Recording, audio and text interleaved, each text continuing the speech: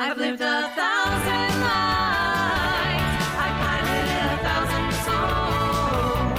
I've killed and fought and died just for another role. This is the Happy Jacks RPG podcast, a roundtable discussion that's a mix of friendship, humor, unbridled enthusiasm, and tabletop RPG topics sent in from around the world. Just for another role.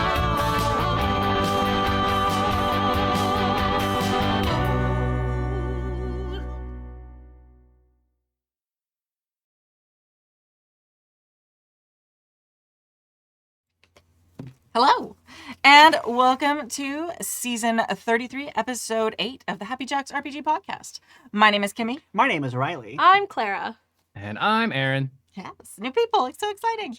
Okay, yeah. In today's episode, our topic today is going to be keeping in-game politics fun for games that have in-game politics. And our emails are going to be from Stefan from Essen. I will never get tired of saying that. Asks for advice on putting a playgroup together or pulling a playgroup together with big gaps between sessions. So making sure that they're working cohesively as a team when they don't see each other hardly ever. And then Anonymous asks about how to deal with major GM miscalculations during a game session. If you'd like to contribute a question or story to the show, you can email us at happyjacksrpg@gmail.com. That's happyjacksrpg@gmail.com. Now, my friends, we're going to have a little talk. We are very short on emails. As of this moment, it's not I that. thought I was in trouble. No, I know. I had the mom teacher I'm going to talk to you about a problem tone because it is a little bit of a problem, friends. So I have enough email. Like, Aaron's going to die laughing. I did not sign on for this show to be talked to like this. Okay. Anyway, so the actual problem.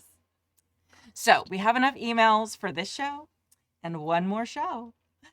And then we don't have any more emails, friends. So please send in emails.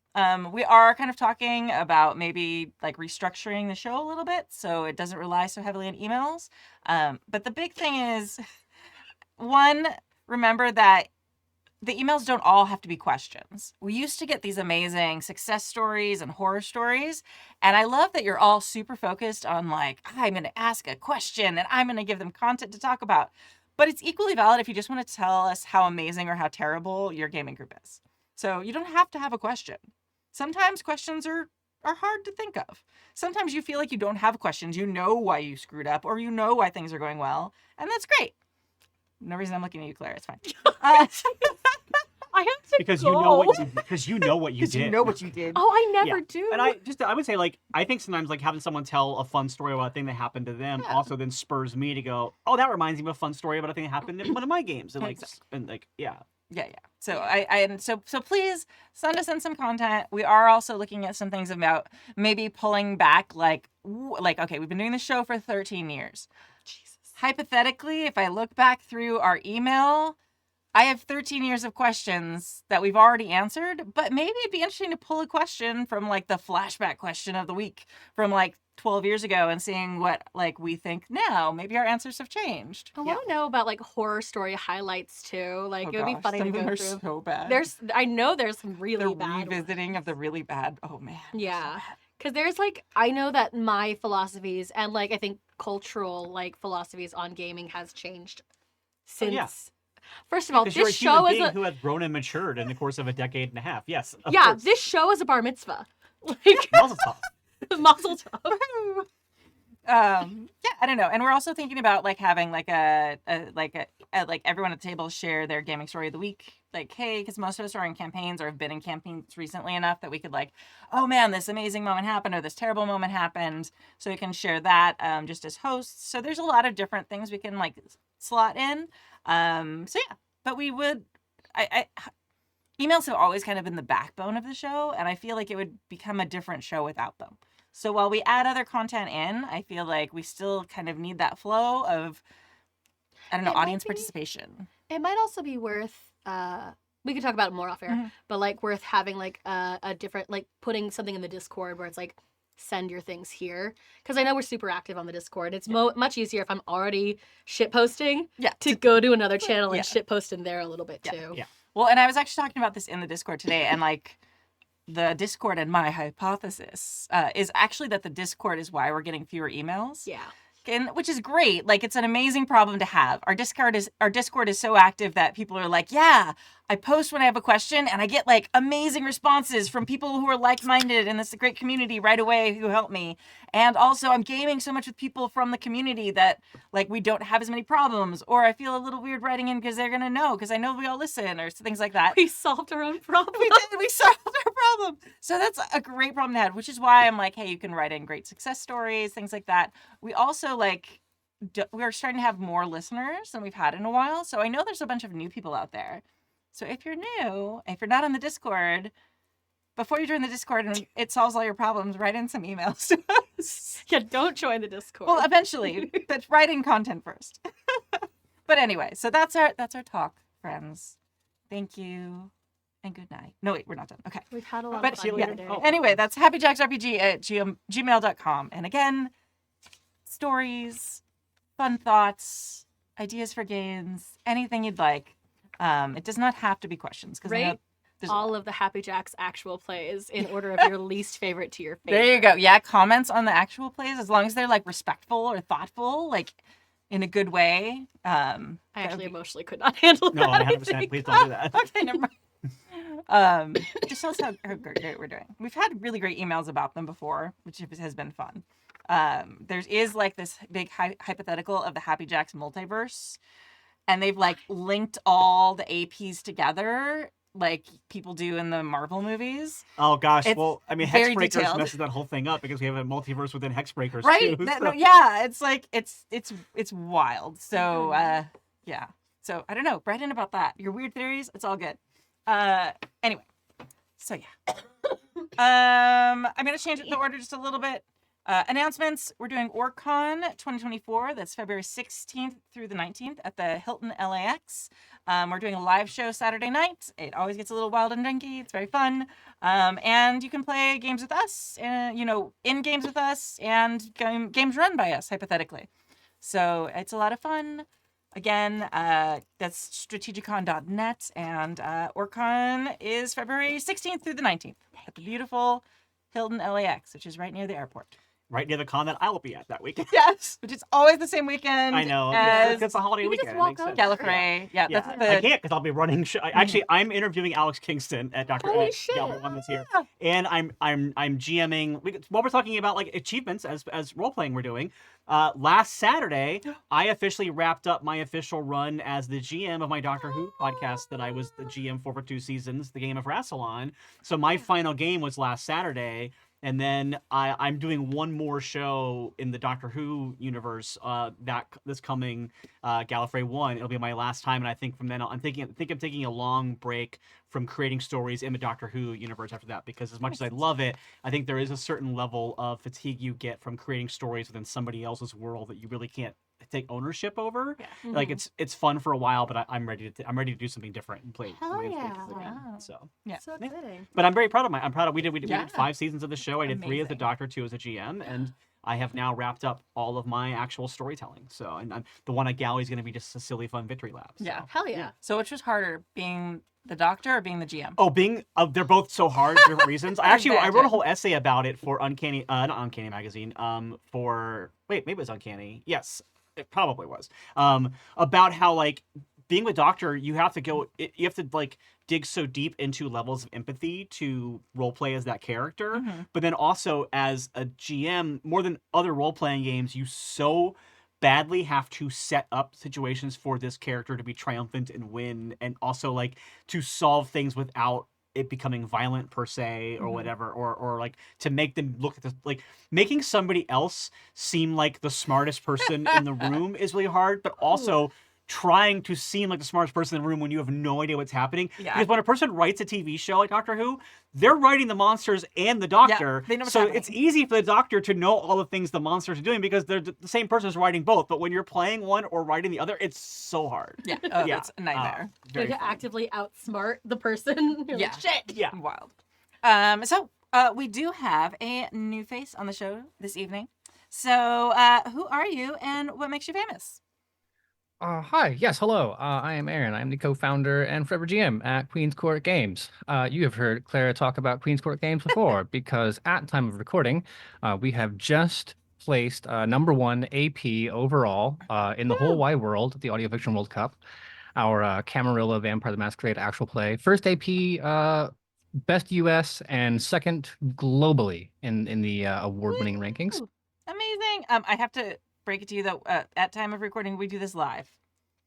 That's a joke that I make every single okay. time we talk about it. I'm like, just so you know, it's happening right now. This gets I turned also- into a podcast. Yeah, some people are listening later, but Yeah. I think I most also people are don't listening later. yeah, probably. I also don't expect the facts will change between now and then. Like we did win in 2023, and that's over now. But yes, over on Queen's Games, we kind of specialize in emotional and character-driven storytelling.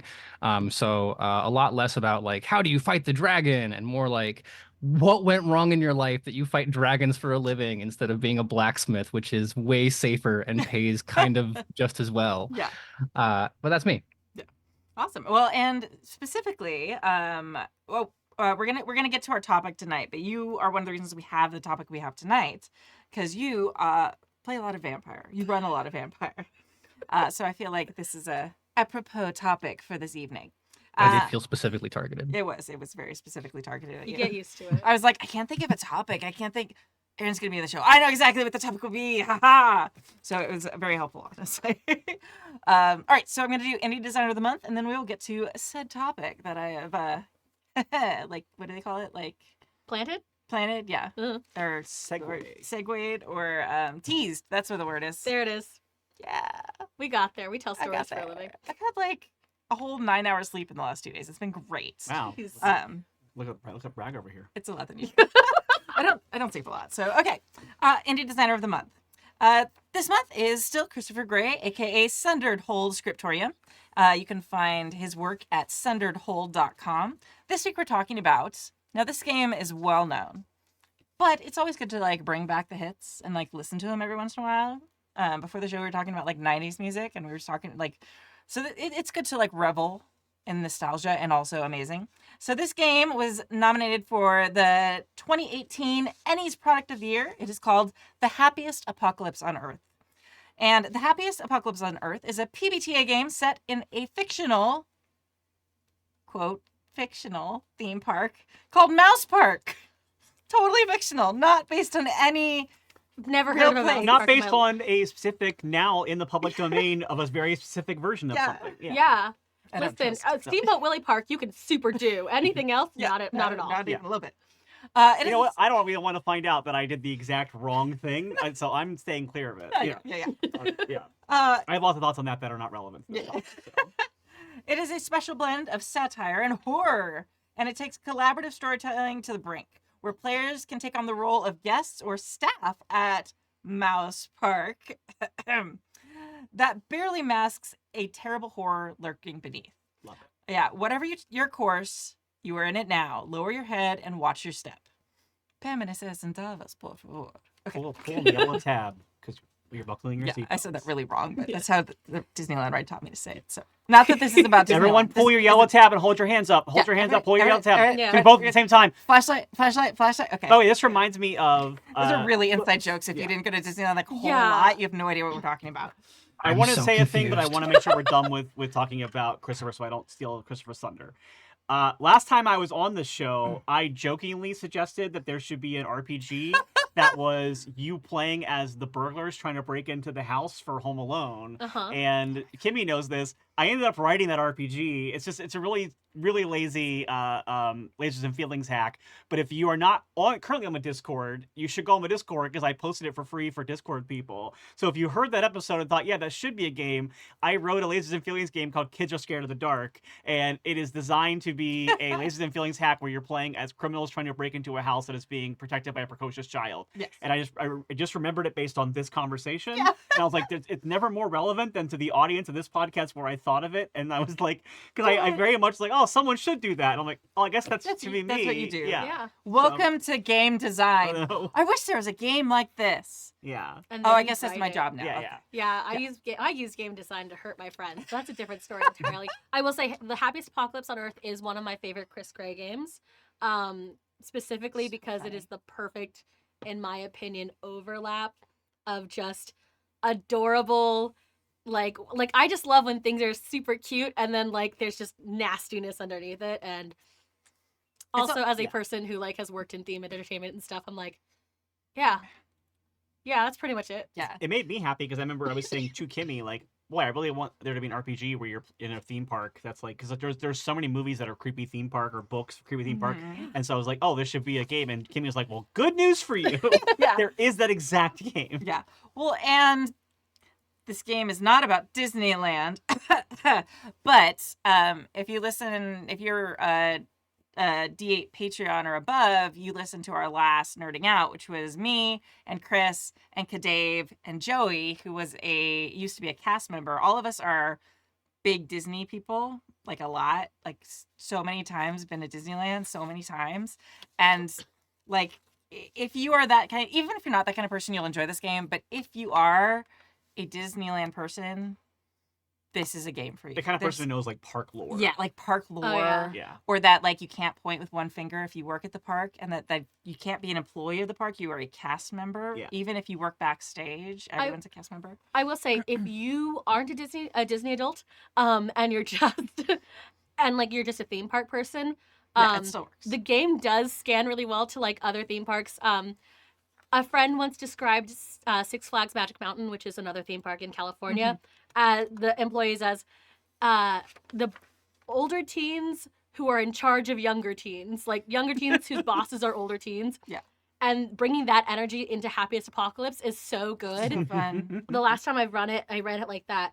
We were like, we could have made this the kids on bikes as well and kind of kept going. Yeah. But like, real Lord of the Flies energy if you take it to like a Six Flags. I'm just saying. It's wild. If you need inspiration for things to run in Happy Apocalypse on Earth, I recommend Defunct Land, because you'll find lots of wild things to use for your story. Very good. Yes. Oh god, I lost like entire days of my life, hours wise, to that channel. Me too. There are So there are good. deadlines I have blown because of that YouTube channel. During the lockdowns, I anything that I had not already watched, I watched over and over. It's the best. Yeah.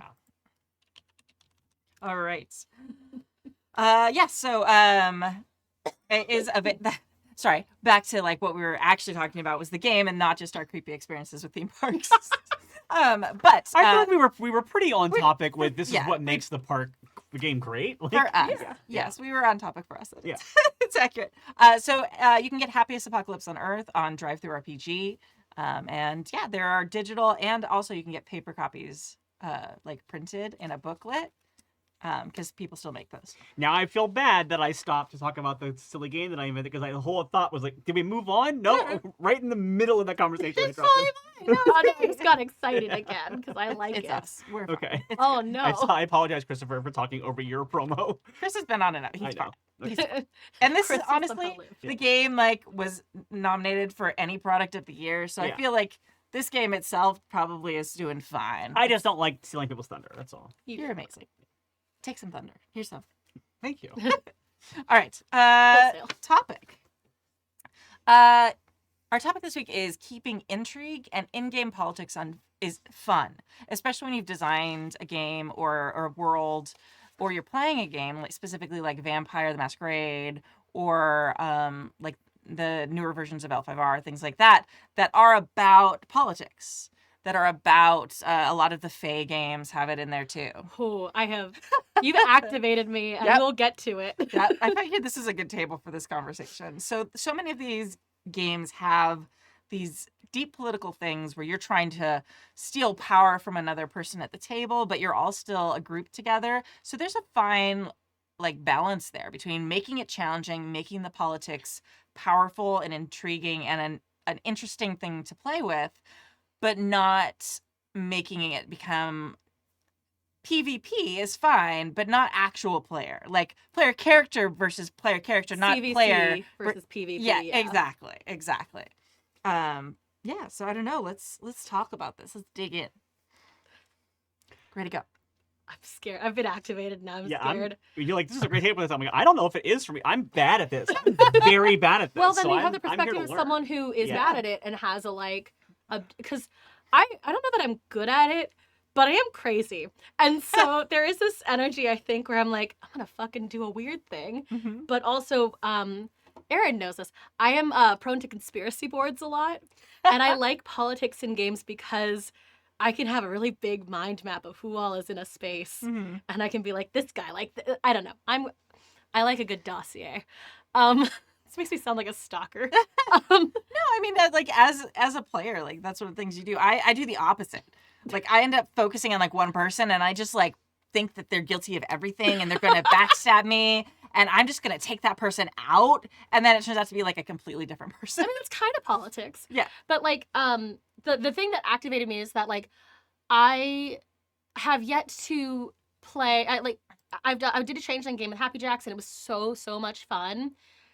But it meant that I had to read the Changeling the Dreaming book, and that meant that there was all of this politics we never really got into. Mhm. And for a group of like creatures who organize themselves into courts, that should be constant.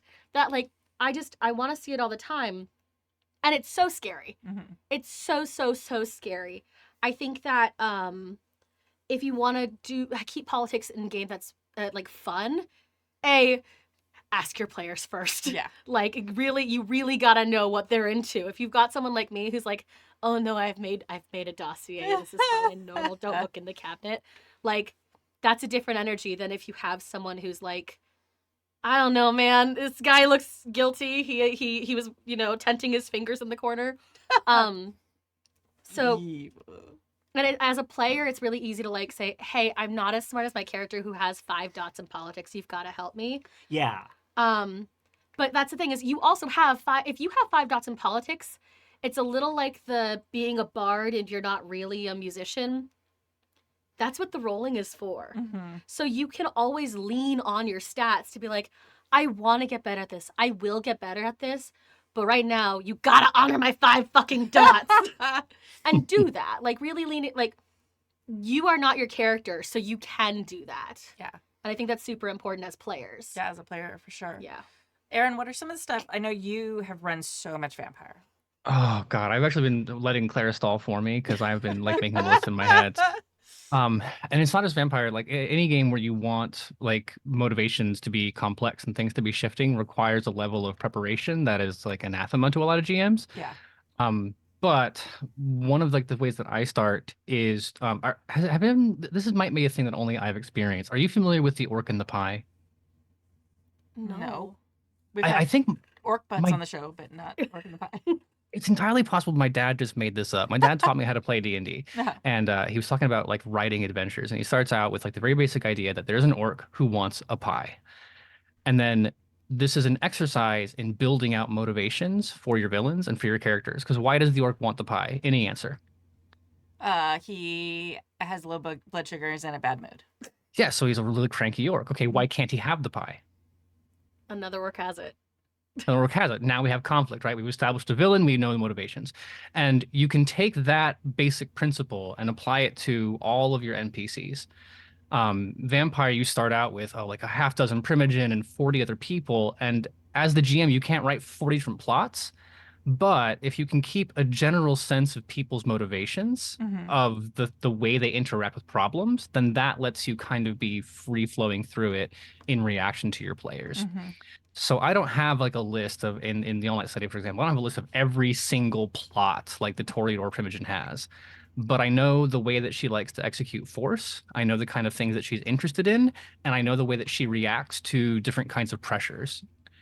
And when you do that, to wrap it into like making your politics feel fun, to feel fun, they have to feel logical. So the players don't feel like you're rug pulling them all the time or that their actions have weight. Yeah.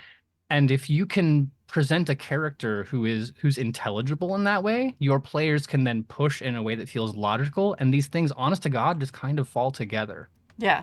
No, I totally agree with that. Like, there's nothing more frustrating than being in a political game where logic should kind of be reigning supreme, and you're coming at it as like your character would see as logic, and then to have it be something like way off in left field that like doesn't even make sense to you. Like, you're like, okay, my character wouldn't have thought of that, but like literally I would never, that doesn't make any sense. Like, so I think basing it in logic is really important. That's a really good point. It's one of the things the things I like is that like NPCs, you can kind of give them the high concept trouble that they use in Fate, and like easy logic. Does this fit their high concept? Does this fit there with their trouble? And then they just kind of in my head run like robots. Like they're only gonna follow these things, and like your players are gonna give them motivations and things.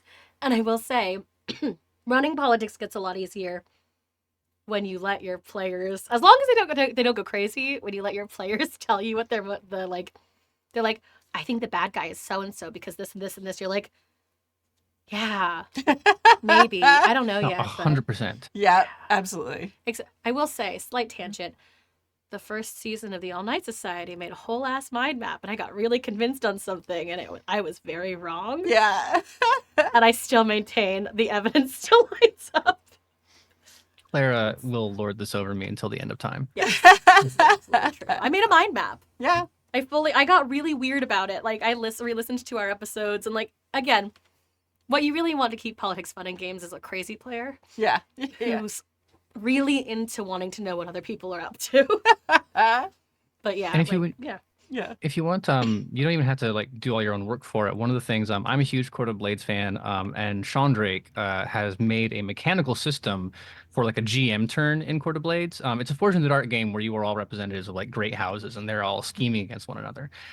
But there's like just a stack of D6 tables that say they use reach, grasp, and something else for how hard are they going to be subtle or are they going to be direct about accomplishing this thing. And then they have magic, force, and money. What means are they going to use to grab that? And it's a bit board game-ish from a GM perspective. If you don't understand math, reading through that and then using those tools to kind of fill in how the actors in your world work will also make your plans feel more logical. And then to Claire's point, like if I have a banker character who is like used to buying up all the things, and the players discover that I rolled force, he's gonna hire some mercenaries. That's atypical for this character. The players are gonna react to that, and now we've got like Clara will make a mind map and a PowerPoint presentation and a TED talk about why it's strange that this person's using force. And all I did was roll 2 dice, and then everything else kind of spirals out of there. Yeah, just knowing how your players are going to react, I think is really important too. Like, not only do you have to know, like, as a GM, like how your NPCs are going to react, but knowing how the players are going to react to it too.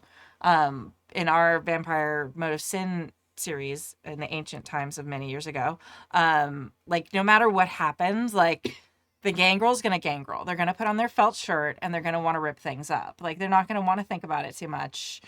Things like that. So knowing, and if you ever get stuck in the position of a prince, which feels like it would be like being the Doctor in Doctor Who, but like with everyone hating each other and wanting to kill each other. Yeah, that never happens in Doctor Who. It's never a situation where 2 sides are against each other and the Doctor has to make it work. Never happens in happens. the entire run of the classic series. Yeah, but in the Vampire Doctor Who, you get to eat each other too. Yeah, they try and eat each other. Yeah. It's so fun for me because like, sorry, I want like finish your point and then I will get into what I was. Oh no, it's like knowing how your players are going to react too. So it's like you're kind of double tracking.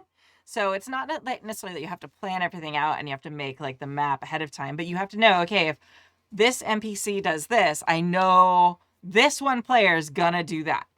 So it's kind of like knowing how to throw things at them in a way that they'll also be able to like deal with it or face the consequences. Like if we let the gangrel just murder, everybody every time, like, okay, there's gonna be blowback from that, maybe, depending on who it is they want to kill. But so you have to like balance that out and also make sure that you're giving them multiple ways of handling a situation. Like you would, like we talk about that with anything. Like if you have a door in the dungeon, you don't want to just have them try lockpicking until they get the roll right. You want to have there be like creative solutions to political problems as well as the physical challenges. Yeah. So I was gonna say I started role playing with vampire and werewolf. Werewolf is a little bit less courtly politics than werewolf's a lot more. Let's help these spirits and fight these corrupted monsters. That's Yeah. all. Werewolf is a much more action based game. But I played a vampire as well, and I played a lot of vampire LARPs in college Yeah. and stuff like that. And I was always bad at them as a player because even though yes, you can roll dice for things, it's hard when everybody else around you is role playing with like three-dimensional chess happening and you don't have that going on in your brain, so like it's really hard. Like so, but my trick for getting around that as a player is I just play the rube who doesn't know what's happening, and the thing is because the thing is I'm not good at mind mapping. I'm not. Like I'm always surprised. Like, which is weird because I have a crazy good story brain. Like I'm almost never fooled by twists and things because I've already thought, and I don't go watching things because I'm surprised about what happens. I want to see the journey of how they get there most of the time because I'm a writer and I think in story. I very much think in story. But when it's a bunch of people talking and like gossiping and big, which is I think why one of my favorite things to watch are courtly intrigue drama type TV shows. Like I love The Gilded Age, and I love watching old rich women stab each other in the back and scheme and plot things because that's not how I think as a writer or as a player. And so it's like it's the only times I'm watching shows where I have no idea what's going to happen and it's great for me. But I think that if I'm playing a character in those kind of worlds, I'm gonna play like the young, naive niece who's being brought into the family, and like I don't know what's happening in this family. Auntie Agnes, I don't understand why you're so mad about the new money coming. Like that's who I play as because it's like, and then it's fun because then you can just lean into your naivete and make that part of your character and you're fun. And that's great. I will say my need to know what everyone is saying is absolutely unriddled like bound anxiety. Yeah. Like, let us be clear, I am not healthy. No. Yeah. But like, yeah, and like that is the other half of it. There is nothing wrong playing someone who's new. It's kind of my cheap trick for like game systems I'm not very good at. or that are new to me. Yeah. Is like playing the person who's new to playing the new agent in Delta Green, like playing someone who is just like this is the first time, and there's so much fun in that because then you can, if you do grok it, you can grow into the Marjorie Tyrell. Yeah. Or I guess Sans is a better example. If you don't, then you have a lot of like every party needs a pooper, like every joke needs a butt, like. That's so much fun as well, and you become everyone's favorite little bean. Yeah.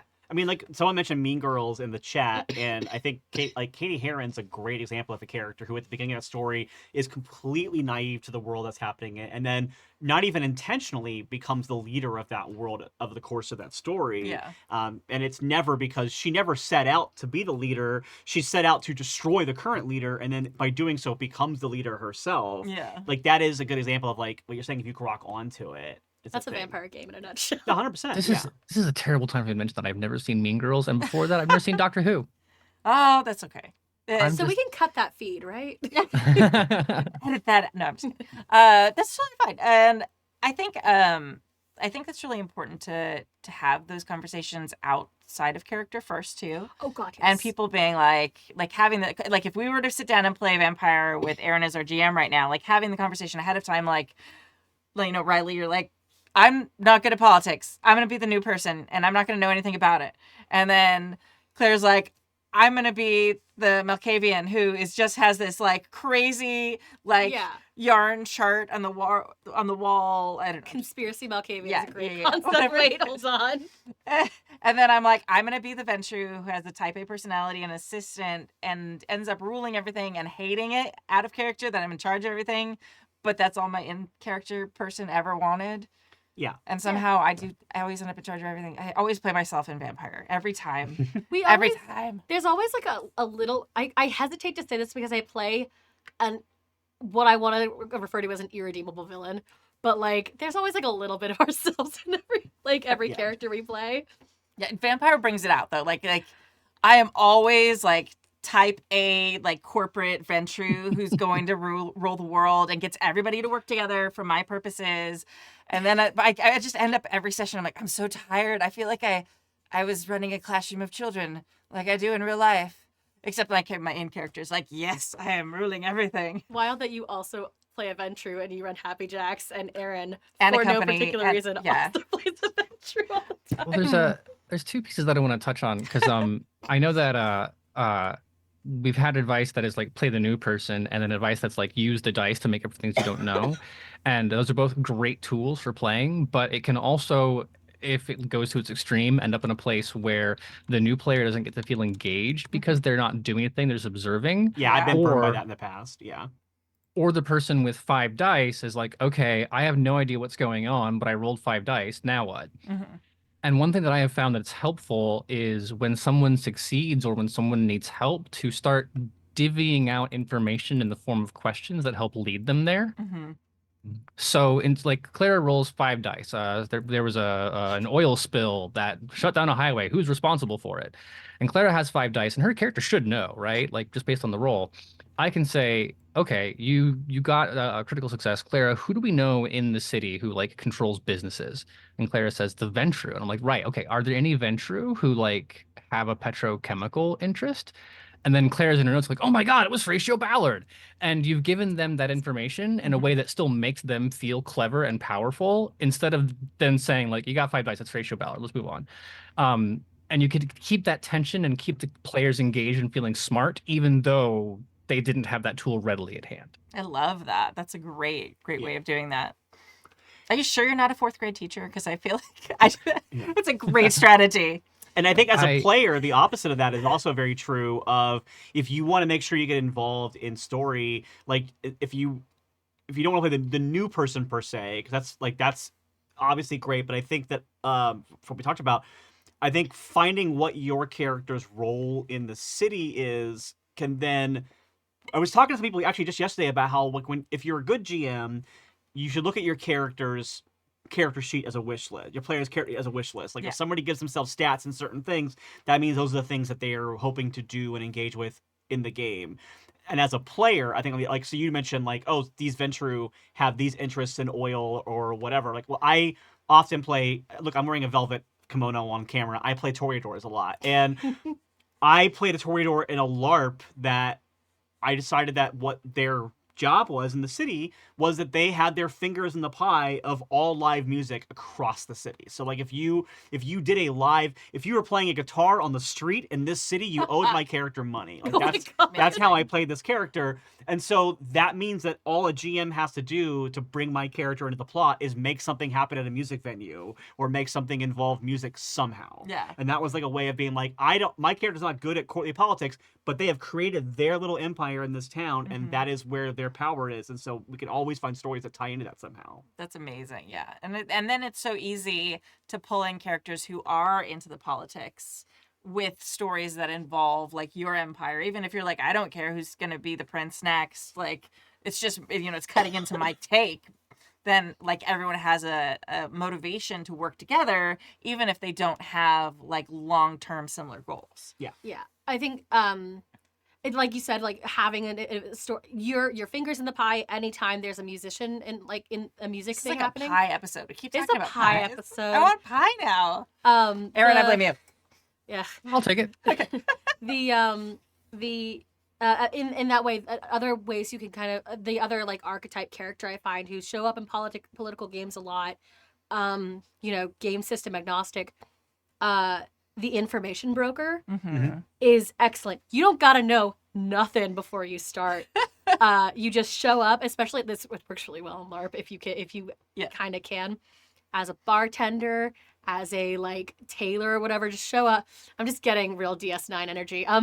But like you show up, and like being a host of a space turns you into like being a neutral party in a political game is so heckin' fun. Yeah. Like it very much like the newbie, the neutral party kind of can come in as a good grease, like they're either the person everyone talks to or they're the person who is in a space that everyone needs, and that brings you into the plot that way as well. Yeah, no, absolutely. It's interesting too because like we talk about vampire a lot because that's like all of us have played a lot of vampire, and it's one of those that is like clearly about politics. But in the chat, they were bringing up masks and games like that. It's really also, if you have a play group that enjoys politics, it's something that you can add into just about any setting. Yeah. Even if it's not written in. Like they were talking about like the high school experience. Oh my gosh, is there politics in high school? I mean, Mean Girls. We've already hit that, but like in actual high schools, not just fictional ones. There's a ton of politics there. And any group of people who get together on for any length of time, there's politics. And so it's something that you can weave in. You just want to do it in a thoughtful way, I think. Like this is not technically we don't want to talk about like real world politics, but that's something when you're GMing or when you're planning politics in a game, you want to make sure you're being cognizant of people not wanting to deal with that, or if some people do want to engage in that in specific ways, that you're making sure you're really careful with everyone at the table about that. Yes. Being 2024 in the United States, I probably wouldn't run a game right now about any type of like large scale election or anything like that, just because no matter how much you're like careful about it, there's going to be feelings. And now maybe you have a play group that wants to engage with that. Like they want to do whatever, take out the Ventru who's running for president or whatever, like it is. Like, but just make sure everyone's honestly cool with it before you do any of that stuff. Because you can have really interesting in-game politics that are completely separate from real world politics. And at least for me, in, the 2024 and any of the 2020s or any part of most of my adult life, like I just don't want to mix those two things. I feel like there's a lot of more responsibility in social and political gaming to check in with each other a lot more. I think especially when you're playing characters that are doing a lot of socializing with each other. Yeah. And especially I think because you have to be really mindful of, you mentioned earlier, like we talked about, PC versus PC, not player versus player. Yeah. And there is a degree of, you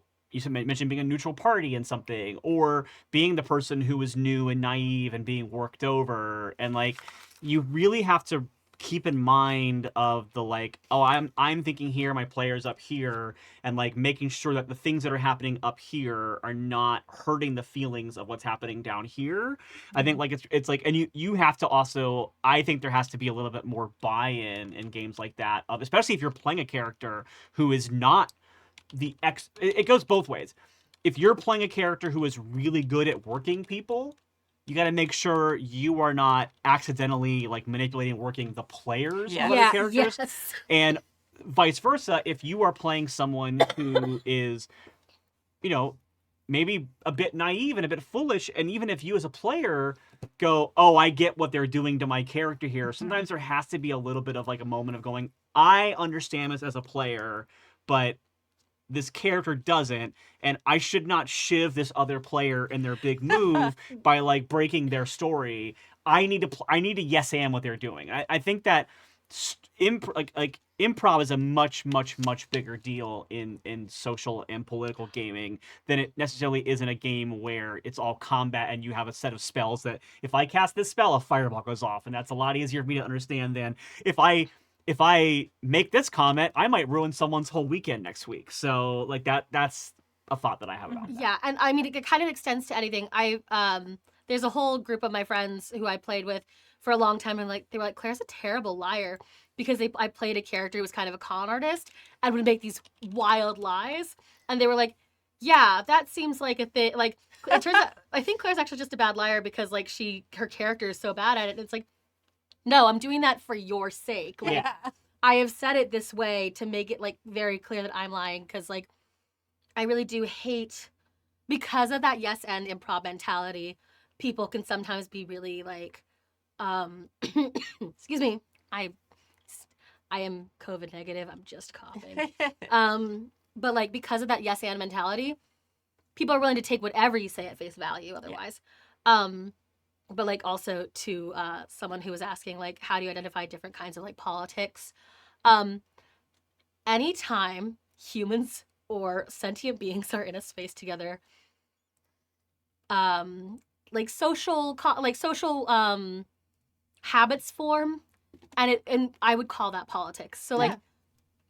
there's the literal like political kind of climate of a vampire game where there are factions going against each other, and frankly, if you put that in any setting, that gives me, to me, I'd be like, that's a political setting. Yeah. Like we talked about Mean Girls as a like kind of as a joke, but like high school politics are such a thing. The like just trying to get onto the football team is a political like game almost. Like it's I think we frame like when someone says I want to play a political game, at least in my experience, is always in opposition to like a dungeon crawly game, right? You have fighting games and you have political games. Those are the two like taxonomal food groups of RPGs. But Claire's right. Like the definition of politics is getting people in groups to do a thing. You can make whatever group that be the case, and then make the answer not kill each other. Like vampire is political, but it's not political as a starting point. It is political because you're not allowed to kill one another, Yeah. right? Like asterisk. if like within not- yeah, You're not allowed to asterisk. get caught killing each other. Yeah. Yeah. So anytime you want to play a game where there's a problem and you don't want to solve it with violence, now we have become political. And whether that is if we're doing this high school game and you want to bring down the person, we can have a storyline where the schlubby young podcaster is going to try to date the head cheerleader, which will make her so unpopular she will become not the head cheerleader. Boom, politics. Rough. Like we will do like a she's all that, right? We'll take this really podcaster, we'll spend a bunch of money and then make him design, right? We can all of these things work together. I guess to really ask the question, I'm watching it. That's how I would answer, like, what is the politics? Anything that's not hurting the person with your physical violence. Although Clausewitz would disagree. Sorry to you, dead sir. But yeah, I mean, our friendships, like any friendships we have, are also political in a way. Yeah. Like in real life, like out of game. Like when you're thinking about, oh, like how am I, I forgot to call her. What should I do? Like, and it's not about like becoming powerful or getting, it's literally like navigating the complexities of other people. Yeah. There's a ton of politics behind the scenes at Happy Jacks, like not as much as many places. But, it's like me knowing, okay, this person is someone I have to text the day of, so I should know they show up. I did not point at you, Claire. I did not. She looked at I me did not again. look at you. I very pointedly did not look at you. I was looking down. This is a person who I know, wants to GM, but they're going to say they want to do all 12 sessions. They're going to end up with like 6, maybe 7 sessions. This is the person who says they're going to go for 12 sessions. They're going to go for 25 sessions. Just knowing these things about people and then putting them in groups together that would like function. It's so much politics. Or like taking it out of the gaming space, taking it out of arranging an organization. Here's a good example of like, I had a friend invite me to her birthday dinner in December, and she also wanted to invite my ex and the girl that she's dating, and that was a conversation that she had to have with me of like, are you going to be comfortable if she's like, I want to invite all of you, and and I had to answer like honestly how I felt about it, and that is politics. That is group dynamics and politics. Like that is like hey, I know this thing is a tough subject for you, and I know that like the relationship you have with this other friend of mine that I'm not in the middle of, I want to hang out with my friends. How do I feel about these two? And like, that is being a lesbian, there's a lot of that in my life, but yeah, that is politics. Like that is friend dynamics on a very basic level. It's so we say political games, it often usually means social, right? Yes. Like the social is the key dynamic of the game versus the violence or the adventure or something like that. Yeah. Riley, I could kiss you. Like Aw. that is exactly. It's the. I had a friend, who was like, I don't do politics. When it came to like, when he met was like, I don't do drama, and I like grabbed him by the shirt. I was like, if you don't do politics, politics does you. I do not know how to. Like, this is what happens. Oh my God, you're on Succession all of a sudden. If you don't do politics, Politics Brian and Cox all of a sudden. Yeah. Yeah, it's love. In fairness, he does fall into the like. Boop, boop, boop. I'm great. And everyone just kind of loves me because I don't have no thoughts head empty. So like he doesn't do politics because no thoughts head empty. But like there is that Aw.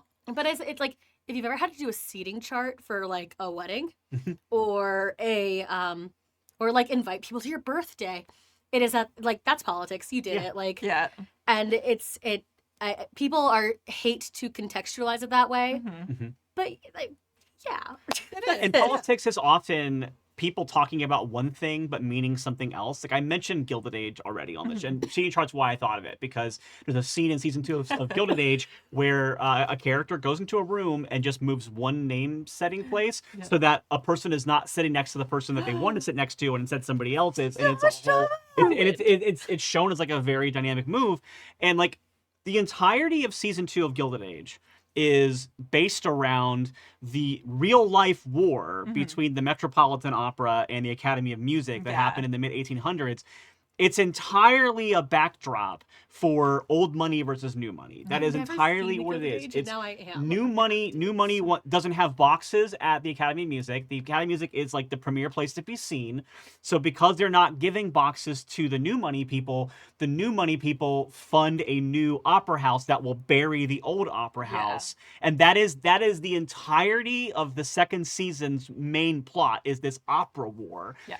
This happened in real life. This was a real 100%. life thing. I'm actively salivating. I'm Yeah. okay. The imaginary new money family is actually like very thinly skinned on a very real person. Yeah, it's and wild. the Astors are literally just the Astors, like they're Yeah. there. But I bet you didn't know that the Met had such a salacious, drama-filled, like political history of how it got built. It's amazing. And the people running the opera are just trying to open an opera building, and they've gotten caught up in this high stakes. So good. And it's just people having parties and too much drinking money. cognac and talking about stuff and busting stabbing up each unions. other in the back. Yeah. And Why like, am I not watching this show? I I don't know. You every, should be. It's every once in a phenomenal. while, there's like a zipper that shouldn't be in that era clothing. fine. But yeah, just so I'm warning you. I gotta say, you dropped union busting in real quiet. We went from Yeah. cognac Well, and over, yeah. parties. Well, because one of the union characters busting, is essentially cotillions.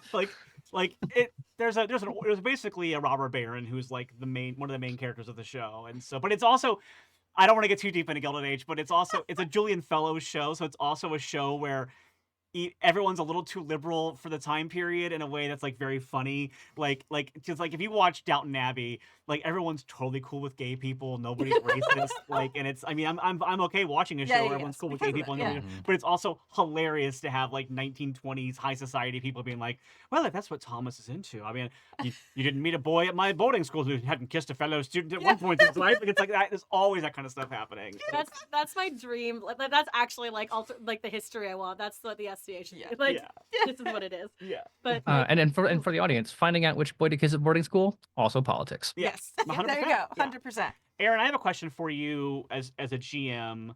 Oh God. That I run into running even with Doctor Who, which is because you mentioned earlier not having 40 different plots for each NPC, obviously. Do you ever tend to go like, okay, I had this plot that I was planning on unfurling, and I had this NPC in mind that was going to do it, but because the players are so excited to talk to a different NPC, eventually you're like, they have the information for this plot because I that's how it's going to get out and stick. That's what happens with me with Doctor Who, is like that game is surprisingly more social than adventure, like action-y, like because it's a procedural show typically. Like you arrive, like there are big action set pieces in every Doctor Who episode, but most episodes are still also solving a mystery or people stuck in a base together and figuring out character dynamics and how those characters are going to come together to solve the problem. Yeah, that's what I think of when I think Doctor Who. I don't think like it's adventure, but it's not like, I don't know. It's procedural adventure, Yeah, basically. Yeah, it's and so I found like a lot of times when I was running games, I would have this silly cast of NPCs, and a trap that I found myself in a lot was if I had an NPC that I decided they had the information and everyone was talking to another NPC, I was really bad at being like, but no, this Hedonism Bob does not know the information. The robot man does. So we got to get to the robot man. And like, I felt like sometimes I was like shoehorning a new character into a scene where I could have just been like, why didn't the guy they were talking to for the last 20 minutes know the information they needed instead of the character that I decided had to have happened? Yeah, I so like that you solved the problem by yourself. When I give people GMing advice broadly, I talk about like finding the information is the challenge, and if the players have gone to a plausible place for that to happen, they should get it. One of the first games I played that wasn't D&D was Call of Cthulhu, and I couldn't wrap my brain around the idea that I would send the players to the library, and then there's a percent chance the adventure just fucking stops because no one passes library use. Yep. And I'm like, no, give them the thing. We don't need to go around. Like, if it's there. Yeah. And it can require a little GM fudging about, like, it was Hedonism Bob and who? A robot guy, yeah. I can't Okay, remember. I so- can't remember. That's the thing. Hedonism Bob was so popular at the table that the robot guy who was actually in charge of it was okay. This to give you an idea of what Doctor Who is, Aaron. This was a underground gambling organization that time travels, and they were currently operating in a secret lair in the catacombs under the Roman Colosseum. And so there was a person who was the head of the pendulum circuit, and I threw in Hedonism Bob as a gag character. It's always that one. Yeah, It's and always it that was one it was literally just Elementary there's a mistake. character that you wouldn't know from not watching Doctor Who, but there's a character in the Colin Baker era of Doctor Who that is literally just like a little slug guy that's being carried around on a litter, and like it's designed to be like a very opulent so I'm just gonna throw a character like that in this game and make it fun.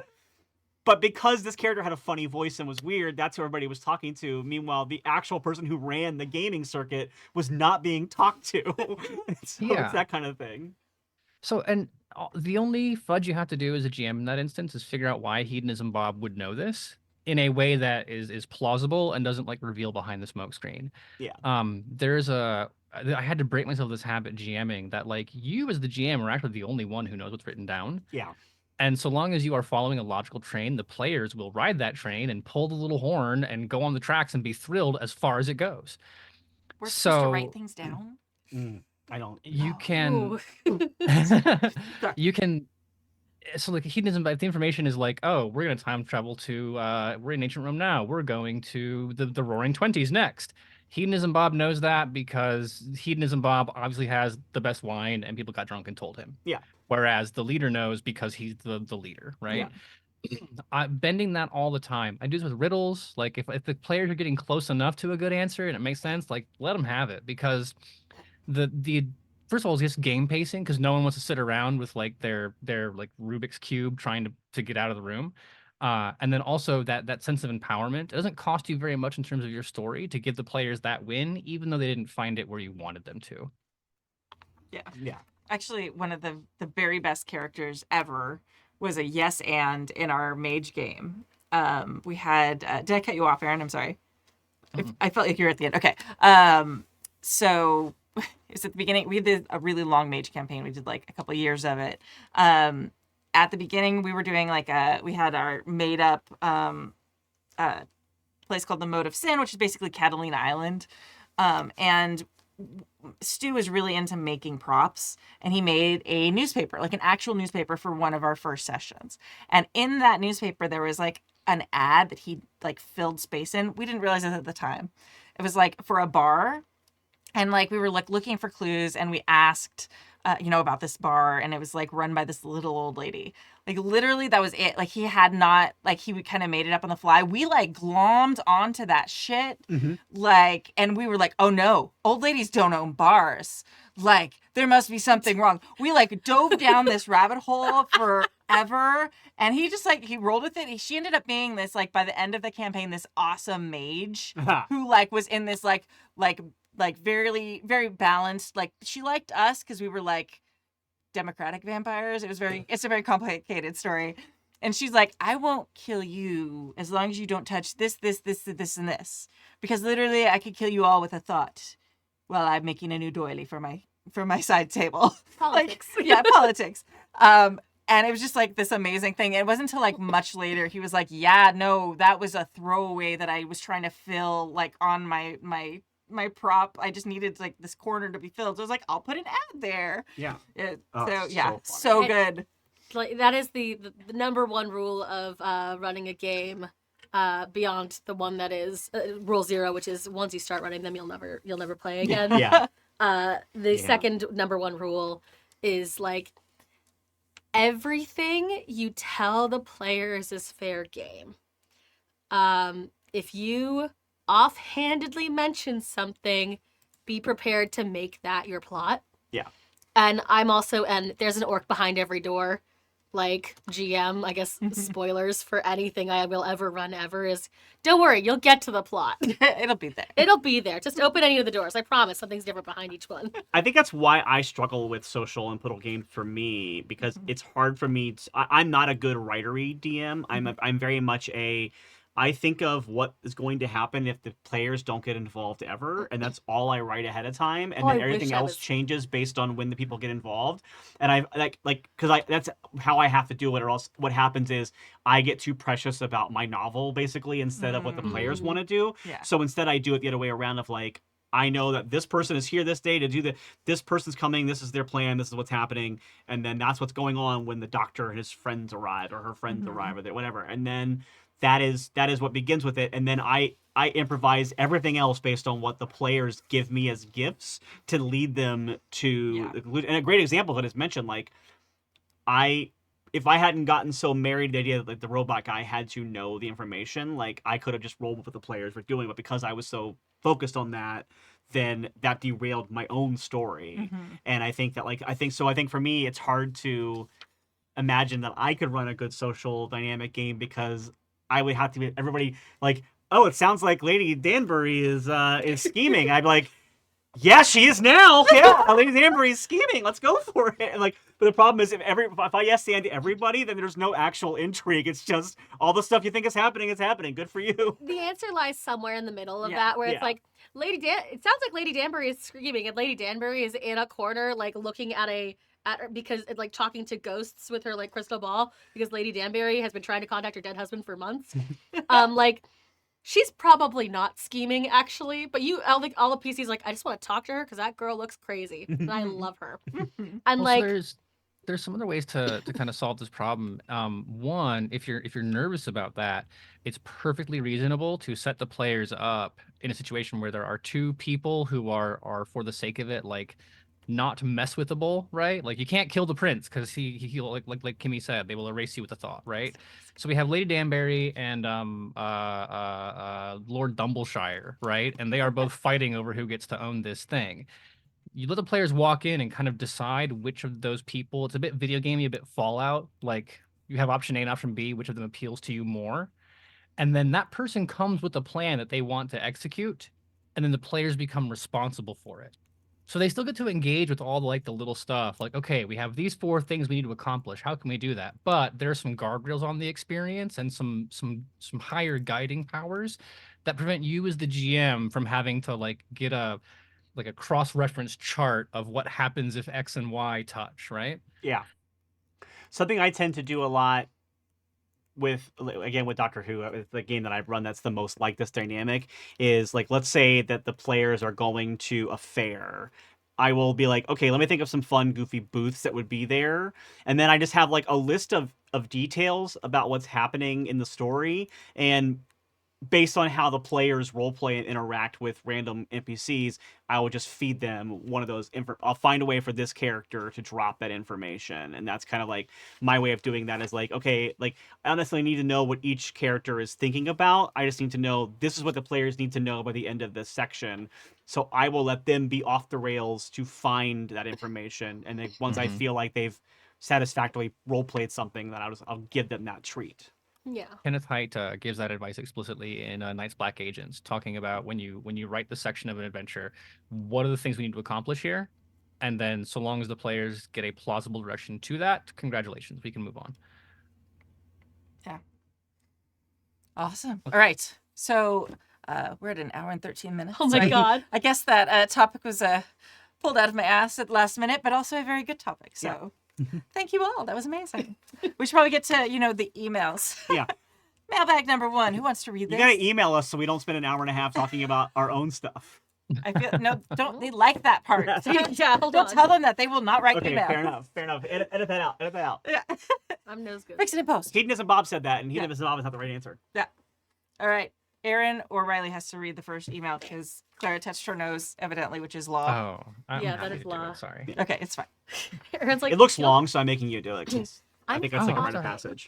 I'll have to do one like this year, so I mean that's fine. Oh, yeah. Oh, I forgot the rite of passage. I didn't plan ahead enough because we're supposed to pick one really long email for the new person to read, but I didn't know you were coming on till the very last minute, so I'd already picked the emails. Oh well. Is this one longer than the other one? Yes. Yes. Okay. did Well, not- then you know. Technically, no, but It's like half a page. We'll There's make him do a nothing. really long one next time. Yeah. Someone write a really sometimes long they're email. like she has to use extra paper because of It's one like email. 2 so, pages long. yeah. I've seen that happen, and I know one time I didn't send it to Clara, but I clipped it, and then as someone was reading it, I cut the soundtrack for Ashikon Farewell from Kenneth Burns and started playing it over the background because it just kept going. But that will not be the case here. Let us see. Okay. Ahoy, Captain Kimmy and the joyful Jacketeers. At risk of losing everyone else's interest, I'd nonetheless take a few words to thank you profoundly. It was the mote of sin that encouraged me to pick up this hobby of ours, and listening to years of your advice show that finally convinced me to try out the GM side of things. Woohoo! My life is richer thanks to both decisions, and I wanted you to know. Smiley face emoji. Cheers and drink up. Woo. On to the meat of my issue. I have a motley group of young samurai, ranging from the most honorable of cranes to the most crafty of scorpions, from the most lofty of dragon investigators to the most peasant-loving of mantises. Mantises? Thanks to a game called Decima, don't know if you know what that is, Nope. there are strings and relationships that bind and a strong emerald magistrate to keep things together. But alas, a true adventuring group that meets about once every month needs repeated and compelling reminders. I fear how to act in unison, how to use each other's strengths or play on weaknesses to enrich a story. My group and I acknowledge this is by far not a one-man task after an adult discussion, but still. Maybe you veterans of stories, survivors of untold horrors, and triumphants of challenges can direct me and those that might ask themselves similar questions on ways to devise adventures, problems, dilemmas that encourage participation of everyone. Best regards, Stefan from Essen. P.S. Yes, there was a session 0. Yes, expectations were asked and somewhat divergent, but not enough to break up without having first finished a campaign prior to this one that ran with the same people. PPS, as Essen, if not a name would translate to food, I'd say delight yourself on the snack of your choice, but drinking is also fine. Yes. Eating as a podcast is not Not looked. popular. Yeah, not looked happily on by listeners. All right. So, yeah, I think the dreaded problem of having a gaming group that meets every week and then it becomes every month or every 2-3 months. Yeah. Ooh. What were you Have going you to say, Aaron? tried starting a podcast? I think there are two problems that are kind of distinct that I see Stefan talking about, and one is just how to keep people abreast of the situation. I don't have a better answer than like take notes and offer recaps. Mm-hmm. Both like players can take notes in the session, but they will miss things. But you as the GM, if there are things that are critical to what's going on, it's kind of incumbent upon you to be like, okay, so last time we did these 3 things, and here's the thing that you said you were going to do after that.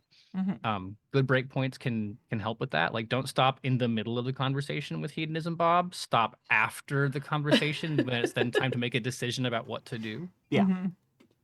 Mm-hmm. But like everyone in actual play is neurodivergent. If I did not have documentation and big spreadsheets and charts, we would always forget things. Like writing it down is really the only way to make sure that nothing gets dropped. Yeah. In my experience. Mm-hmm. No, yeah, 100%. Yeah. I also feel like if you're in a situation where this is not for actual play, this is just for people playing home games, Yeah. but if your situation is just that we're only able to meet like once a month and it's very hard to keep ongoing plot threads in mind, it might be okay to not do ongoing plot threads. It might be okay to do more episodic storytelling. And maybe if your group doesn't want to do that, I understand that, and that totally is fair.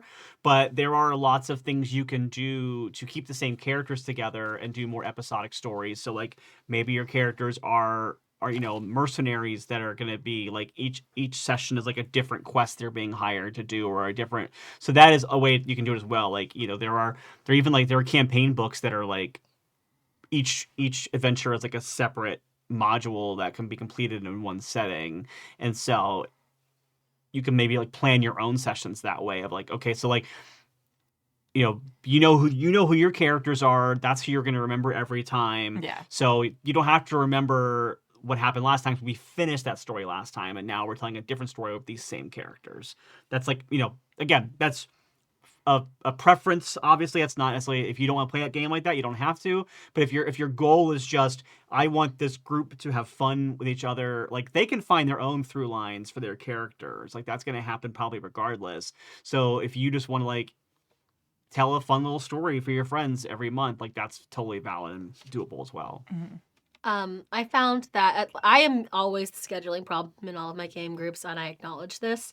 I found that one of the things that worked really well for not me, but like for the game groups I was with is like, my friend put together a group and we met every Friday. And if we didn't meet Friday, and if you couldn't make it, you didn't play that game, and the FOMO gotcha, or or you got used to it. And so I ended up playing a character who was more of a mercenary and popped in when they could and left when they left. And that just happens. Yeah. And I knew that was on me. That happens. So setting that expectation, which it seems like you have done, obviously I feel like once a month might be easier for everyone to figure out.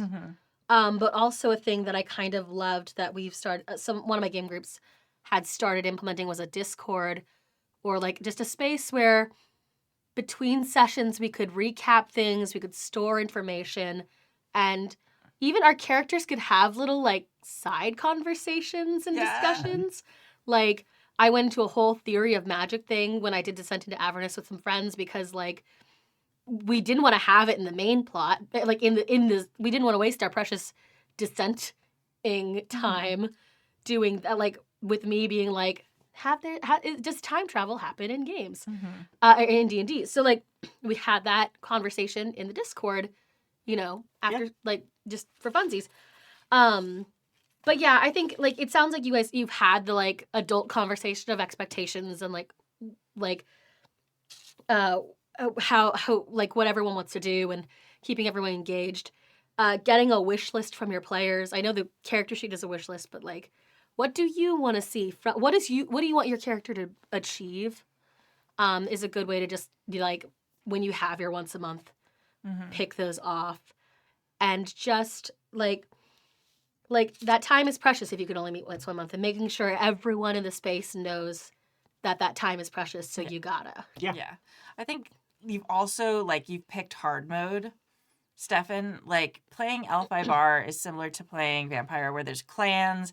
Every single person in your party is from a different clan, has a very different personality, has a very different motivation. They're like planning behind each other's backs usually, even if they all have like a goal in mind. Like, okay, the Emperor sent them on this quest. The Scorpion is planning like they're all trying to like vie for impressing the Emperor more and all these different things. That's a lot of things to keep track of when you have that much space in between sessions, especially if you as Crane are trying to track what the Scorpion's doing and how the Mantis is dishonoring you by talking to, to whoever, like all these different things. It's just, that's a really hard game to keep track of all those little, like we just had this big discussion about political things, but like all those little threads. So, yeah, you picked hard mode. Sorry.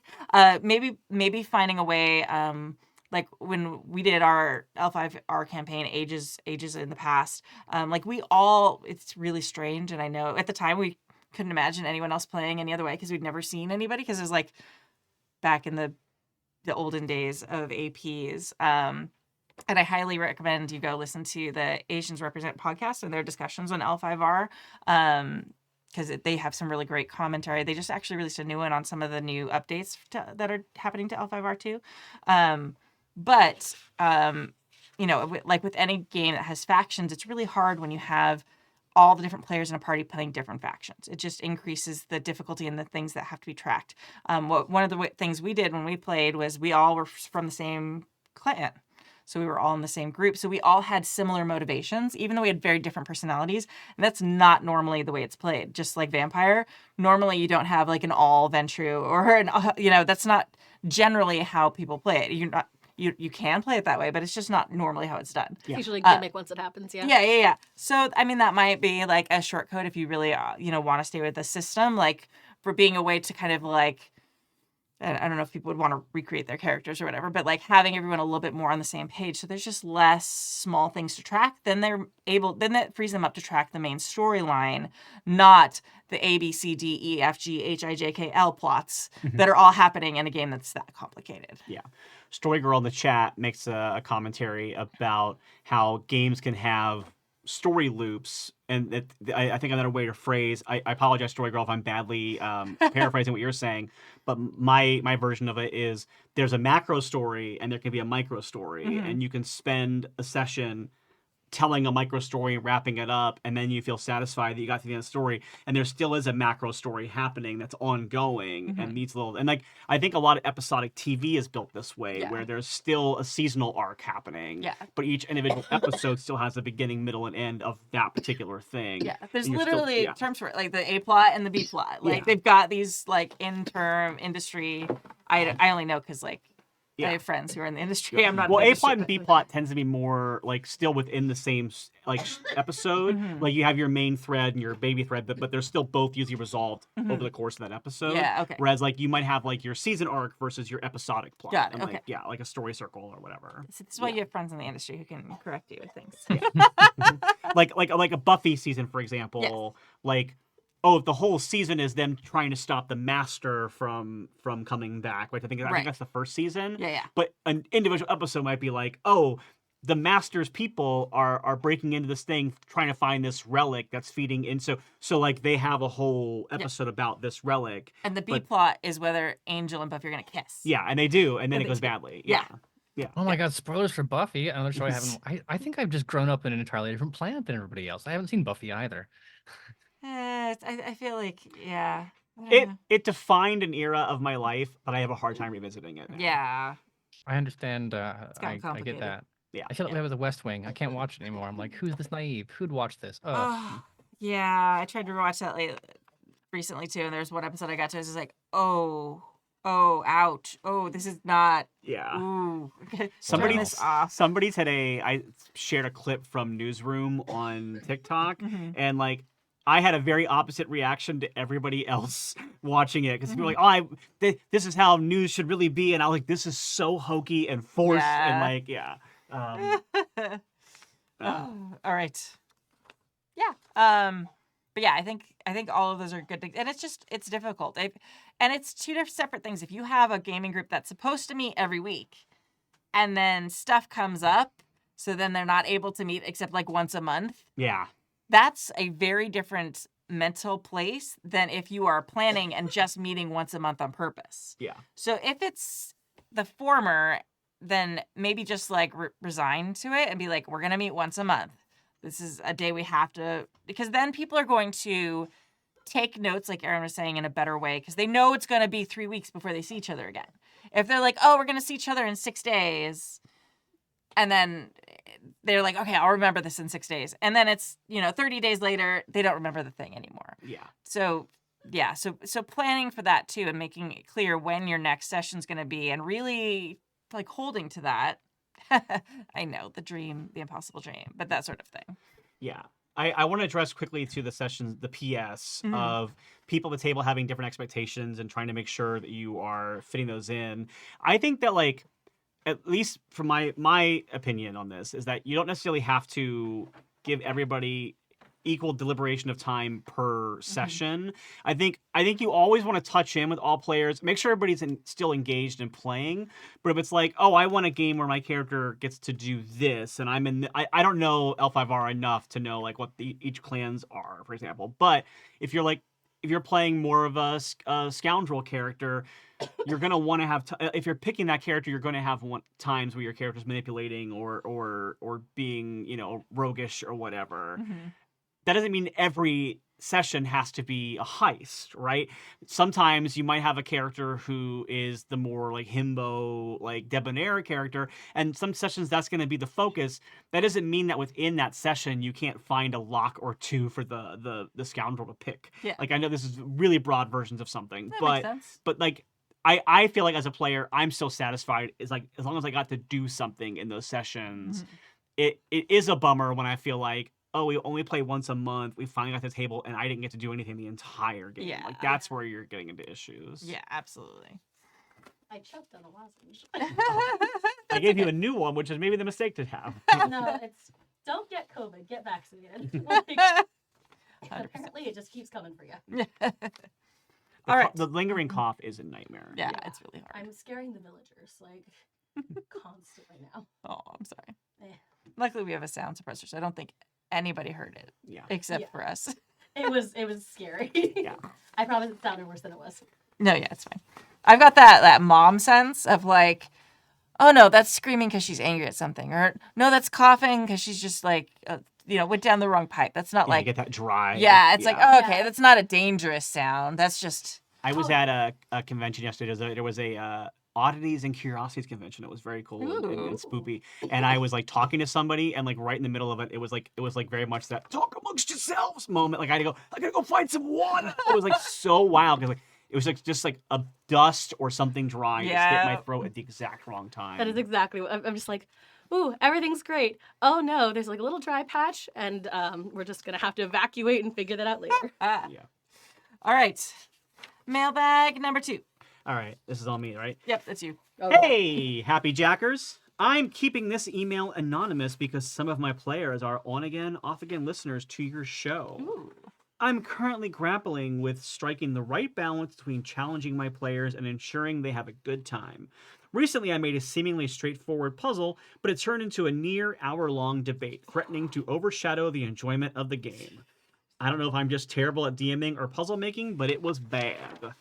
I've seen some really well-known DMs touting their puzzle-making skills and using them as selling points of their expertise. I've also seen tons of supplements of content specifically about adding puzzles into D&D adventures, so it seemed like something I should be doing. Putting a pin in that for myself. I follow the advice I've heard on the show before and asked the players if they'd be into puzzles and challenges of that sort, but it ended up almost ending the session. So I have 2 questions. Do you maintain a level of challenge without frustrating? How do you maintain a level of challenge without frustrating your players? And how do you, as a DM, handle unexpected roadblocks that arise when things are too challenging for players or their characters during sessions? Anonymous. Whew. That's a lot. I'm just gonna real quickly before we get to Yeah. this. I'm gonna pull that pin out real quick.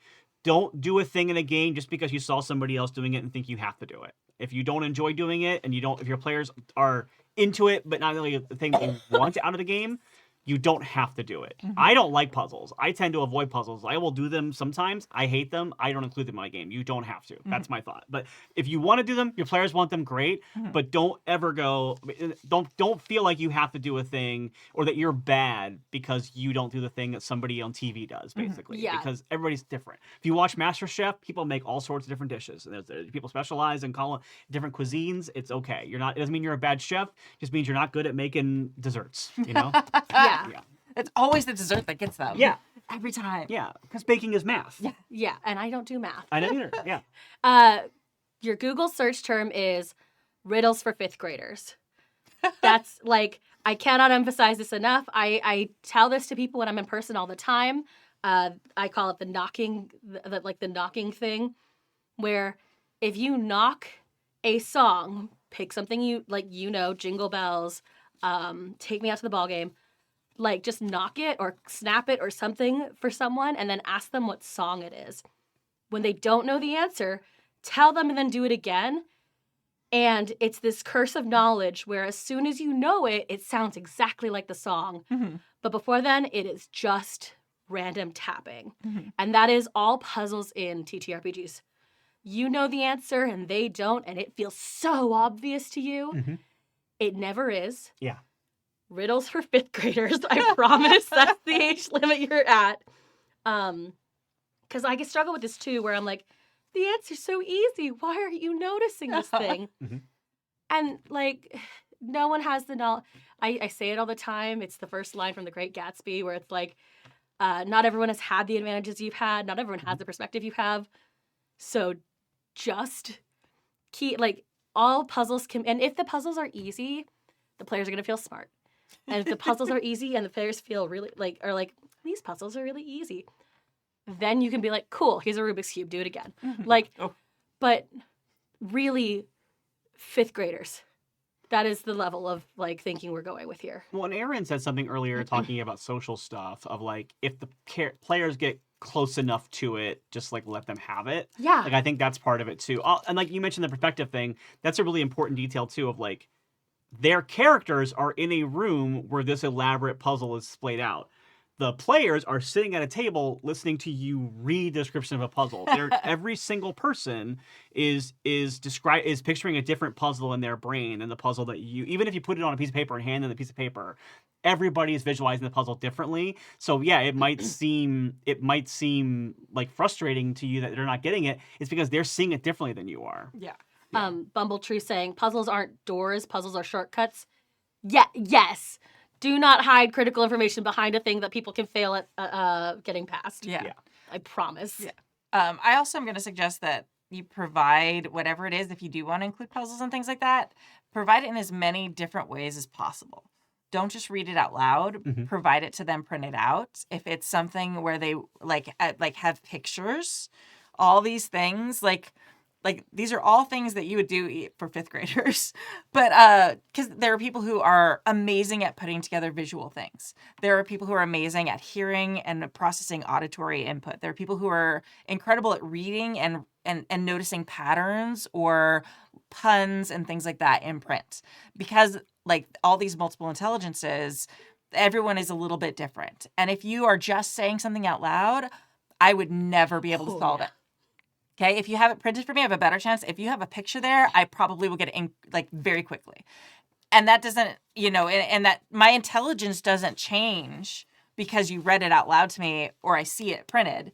It's just how my brain works. And everybody's brain works a little bit differently. So it's really important to, if you're going to provide things like that, provide it in as many ways, like make it, like equalize it as much as possible so everyone at the table can access it in at least a similar or equal way, so they all have a chance at solving it. Yeah, and Aaron mentioned earlier too with like the Ventru thing of like, okay, this is about oil. Mm-hmm. Do you think the Ventru have things? I do think like reading through this question again. Anonymous, I don't think you're a bad DM. I think you are inexperienced at this particular type of DMing. I think that's the fair way to describe it. Yeah. So like my actual like constructive criticism to you is your players should not have been talking for that long and arguing without your intervention as a dungeon master or a game master in this case. In either case, there should have been a point where if you feel like they're just not getting it and they're getting further and further away from it and it's becoming an argument, it's becoming a derail, there's a certain point as a DM where you kind of have to just take a step back and take a breath and go, okay, here's what you have so far, and even be like, this thing that you got is here's what you're right about so far. So that way they can they know if they know what they're right about, that'll make it easier for them to get to the next step of the puzzle. Or you can feed them a thing of like, what do you know about this thing that would solve that? Like you can feed them solutions. Or you can be like, you know what? It actually looks a little bit fragile. If you just want to smash it, we'll move on.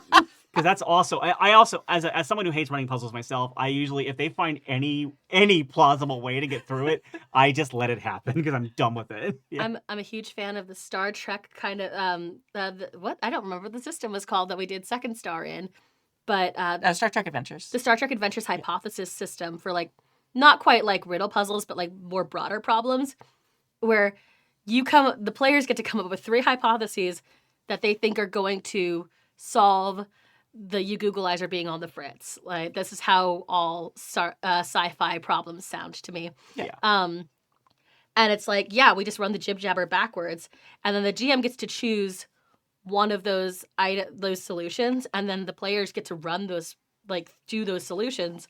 So the players have actually that kind of energy where it's like, one of these answers is going to be good, but I didn't come up with it until you told me. Is really excellent. It takes a lot of the effort off of you, and it makes the players feel smart because they came up with the idea. Yeah, and let players roll. Like we mentioned, rolling for social things. Like if they're playing a character who has really high intelligence and like logical analysis, let them roll their dice to see if they solve a thing that is requiring those skills. Like the player might not. Somebody in chat mentioned the players might have a struggle to get it, but the characters wouldn't have a hard time getting it. And it's like, yep, that's why we have character sheets. That's 100% what that's for. I Yeah. will say, I'll go a step further there and say that it doesn't always have to be the thing that comes fore of mind. Because one of the things that people talk about rolling, like I don't have politics, so I can't roll for politics. Anything that I tell my players when they're stuck is if you don't know what to do, look at your character sheet, find the biggest number, and figure out how to do that. Yeah. And like sometimes if you're doing a riddle and your highest stat is gun, that's harder. But if your highest stat is nature, have them roll it. And then as your GM, you're kind of on the fence to talk about like, well, okay, so it's got a cat in it and get there, but still let them use the tools they have to get closer. In this, I feel like I've answered this question already. I feel bad for like blowing that really great answer way, way up at the top of the show. That was And good. then use that to like dribble in the thing that will then make it click for them. You're gonna tell them the song as you're knocking, call to Clara, and then they'll get there. Yeah. I love like as a GM being and like it's kind of that same process. We're like, okay, don't tell me what you roll. Tell me what you want to do. And I'll tell you what to roll to get there. Yeah. And it's that same sort of thing. And it's like and you can do it in that same situation. It's like, okay, okay, what's on your character sheet? Okay, I'm gonna have you roll nature. And that gives you this hint. Oh, suddenly you realize, oh, blue. Oh, that's the color of that bird. That I don't know, whatever. I would make it up on the spot and be better than right now. But like helping facilitate that is super important. Yeah, like let's use Clara's example of the knocking to make the sound effect. Yeah. Like, let's say a character in the game is like, I just want to see if I can like sort the song out, and like they can and then you go, okay, well, roll insight, and then you roll it, and it's like you kind of remember being a child and your mom would sing you this song while she was making breakfast for you, and then you might like feed them a couple, like she said something about like this little mockingbird don't sing, and like suddenly you're like, oh mockingbird, and like then you can get into it. Like that's like you can just give them something and they can go, oh, it's so simple to make it work that way. Yeah. I will say, if your highest stat is gun and you're trying to figure out a riddle, it's creative solutions to creative problems. This is why I love TTRPGs specifically. Shoot the riddle master. Like, it's like you can make your character sheet work for you. If you have terrible stork-like luck, or I guess I don't like that I've become the new stork. If you have cursed dice, try. And if you fail, maybe your storyteller will have pity on you, or lie. Also, as a DM, I could be like, "Oh, your highest stat is gun. You probably have a lot of experience taking guns apart to clean them and look at the inner workings of a That gun. too. So you might be able to figure out the mechanism of this trap. Like that's the thing. Mhm. Yeah. Exactly. Like there was I don't even remember what it was. It was some sort of math thing in a game I was running, and one of the characters, it was a PBTA game, so like everybody had their little hobbies and everything on the sheet, and someone was sewing, and granted, like that was sort of like my wheelhouse because I sew a lot, or used to sew a lot when I cosplayed before I had a child who takes up all my free time. But like I was like, and I forget what it was, but something, and they were like, oh yeah, I'm not sure, I don't have any like intelligence things. I'm like, you sew. You can do fractions like nobody's business. You can figure out and you can convert things and you can hold things out and estimate measurements in small amounts like better than any person here. Like roll crafting for me because this is your wheelhouse. And they were just like, oh, I was like, yeah. I mean, how many people do we know, Clara, who have literal tattoos on their fingers to measure like inches? Yeah, because it's like just so much faster as someone who sews a lot to just have it on your finger. But yeah, it's the I sometimes refer to it as like the putt style of problem solving. Yeah. This is a very deep cut. If you ever played like the Nancy Drew games or any kind of mystery game, adventure game as a kid, you have an inventory of items or like a character sheet of stats. You can rub that stat on every NPC until they tell you what you need. It takes forever and it's very stupid. Mm-hmm. But like, if your highest stat is gun, and you want to rub gun on the mechanism until it works, you'll think like you can kind of logic your way there, like the mechanism, or shoot the storyteller. Don't shoot the storyteller. Shoot the riddle giver. Yeah, Yeah. If in there is character. one, yeah. In character. In Which there character. might not be one, so that's like Yeah, but, like yeah. I shoot the piece of One, paper. one Now of there's us always lies. Shoot them. Did that hurt? Yes, it's him. yeah.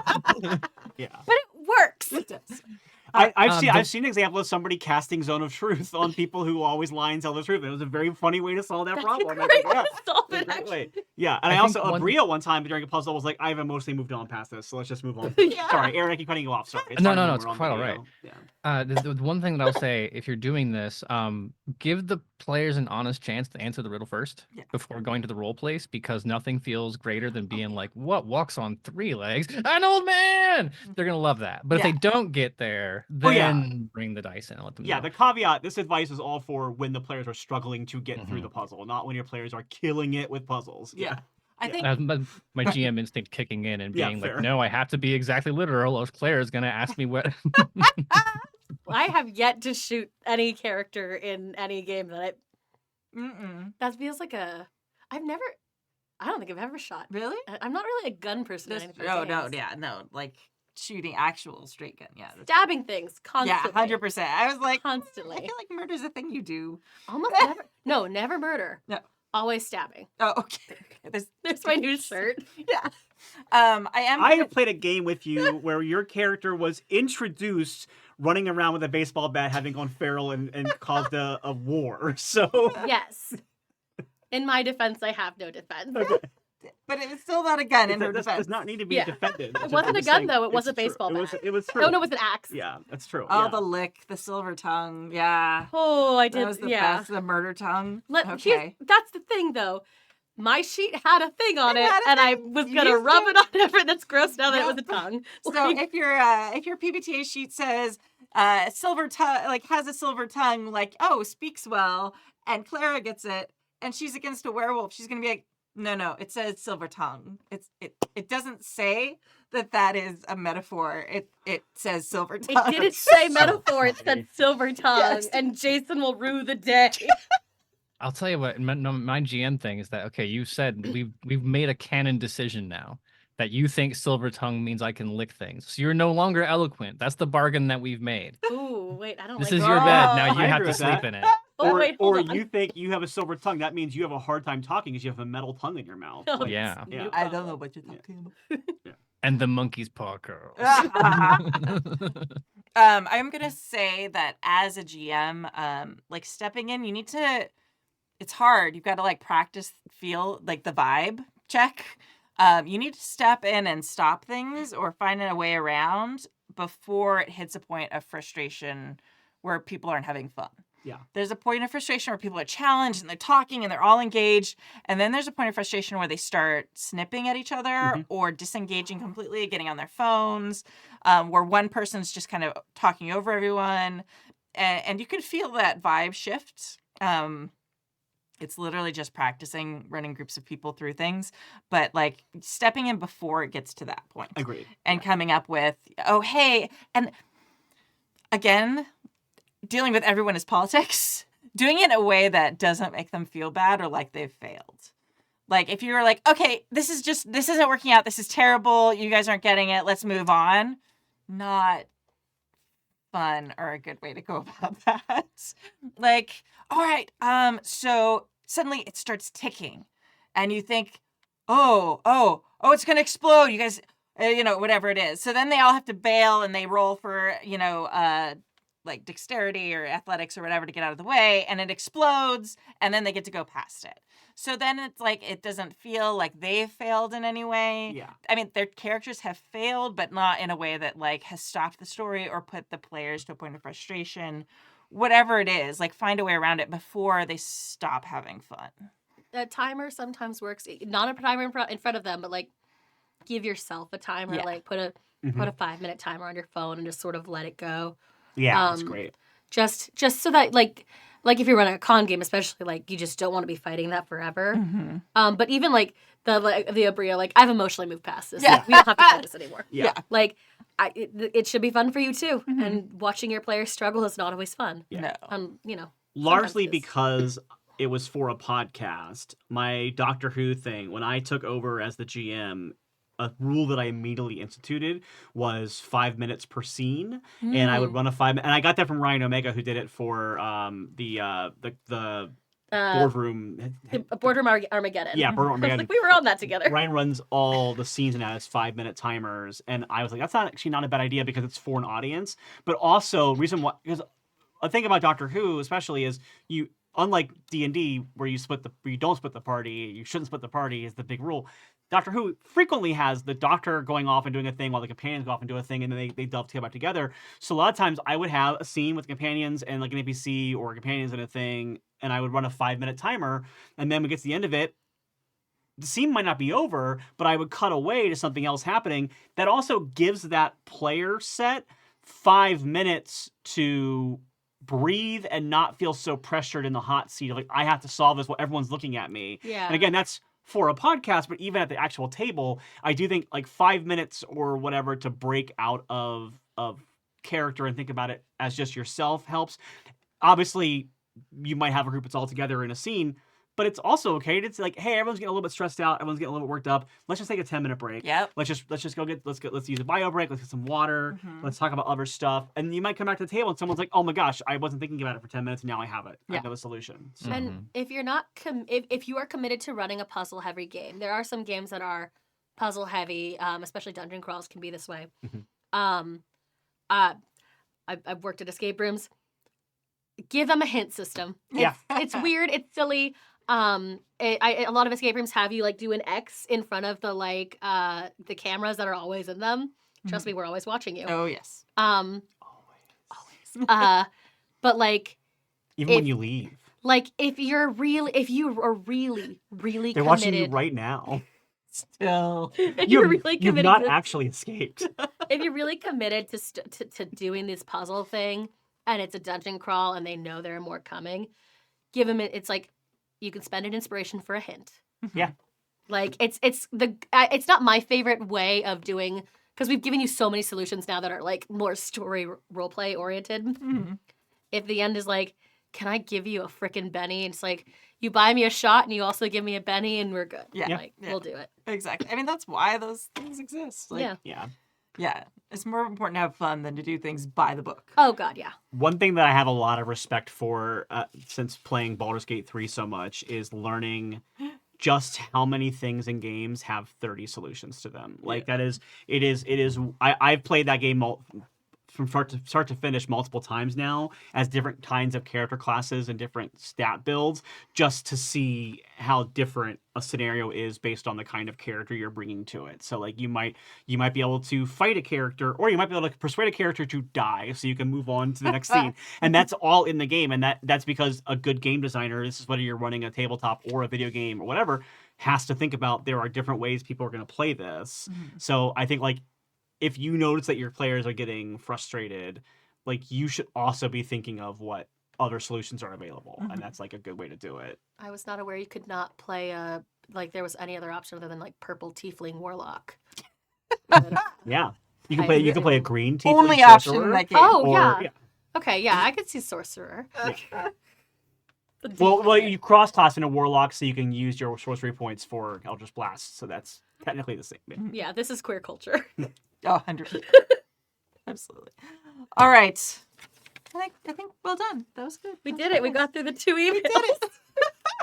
I think this In is the amazing. much This is longer great. conversation before the emails. Yeah. That's It's a great episode. I mean, I love it. I'm here. This is why we're doing this. Because we're like, hey, let's be friends and hang out. Yeah. Oh, and Yeah. like our excuse will be we do a That- podcast. Yeah, That's I- the thing that Claire said earlier about the email about gaming becoming weekly, becoming monthly. It is like, yeah, if you want to make sure you play your games every week, make it into a podcast. Yeah. Oh Like, my God. Even if no one's listening to it, like people are listening to this, but it is think- like it's guaranteeing that like you have this time. Like part of why I love playing actual plays is because when I'm on an actual play show, I'm guaranteed to have a weekly game. Like that's the best part That about is it. true.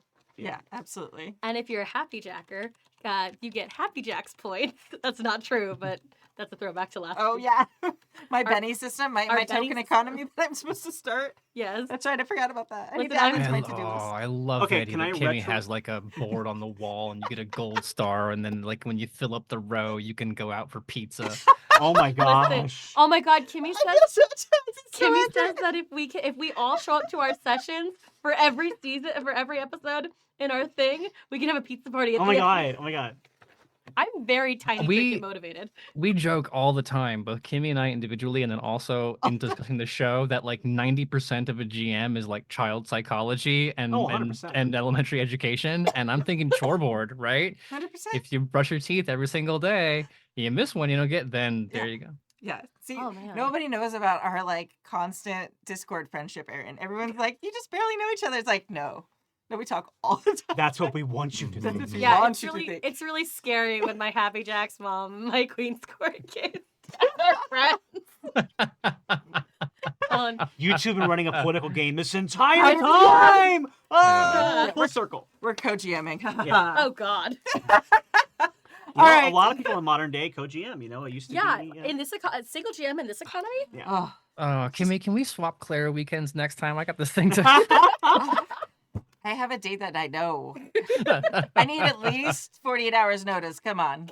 That's what the court said. I'm just kidding. Oh The my Queen's God. Court. No, I'm just kidding. All right. Take us out. Thank you for joining us for season 33, episode 8 of the Happy Jacks RPG podcast. Please support our amazing indie designer of the month, Christopher Gray at sunderedhold.com. Thank you to our chat mod, James V, and to our amazing Patreons who keep us ad-free and independent. You can join their amazing ranks at happyjacks.org/Patreon. My name is Kimmy, My name is Riley. I'm Clara. I'm Aaron. and this week we're going to leave you with a song. We're leaving you with a song called 500 Miles. No, we're not. Oh, no, we're not.